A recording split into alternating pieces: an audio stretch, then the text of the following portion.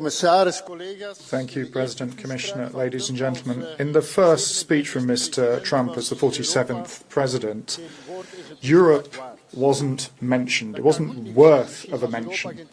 Maybe that's good news. Maybe that means Europe's not a target. But it could be bad news if he couldn't even be bothered to speak the word Europe. So we're seeing what Mr. Trump is going to do. He broke more than half of his electoral promises. And so what can we expect? Well, we'll have to hope for the best, but be prepared for the worst. And so I think we need to speak with one voice. Trump is already trying to divide Europe.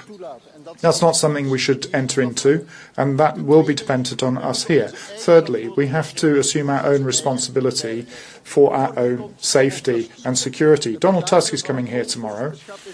The start of the Polish presidency is talking about security Europe, so we have to do that. And then we need to stop being so economically naive. Let's not be a plaything of a trade war between the US and China. It's up to us to exude unity. Thank you. Will you accept a blue card from Mr. Gražulis from the ESN?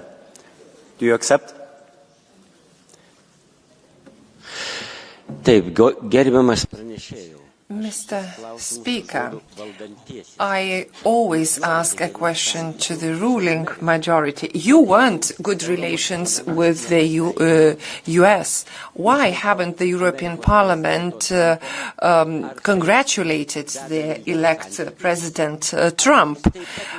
Is this a sign of good relations? Don't you think that he was elected illegally, like the candidates in Romania? Is it democracy? Is it the case that democracy is only when you want it, and when somebody else is elected, then there are no signs of democracy? Well, I don't think anybody here would deny the fact that Mr. Trump was elected properly, so we have to deal with him. But the way that we deal with him is up to us. And so let us prepare ourselves. Let's not be intimidated. Let us prepare ourselves. And that means more Europe and a stronger Europe. And that runs counter to what your group has been talking about. A stronger Europe is a better Europe, is a safer Europe for our welfare and for our citizens. Thank you, Ms. Marta Temido, and thank you again for switching.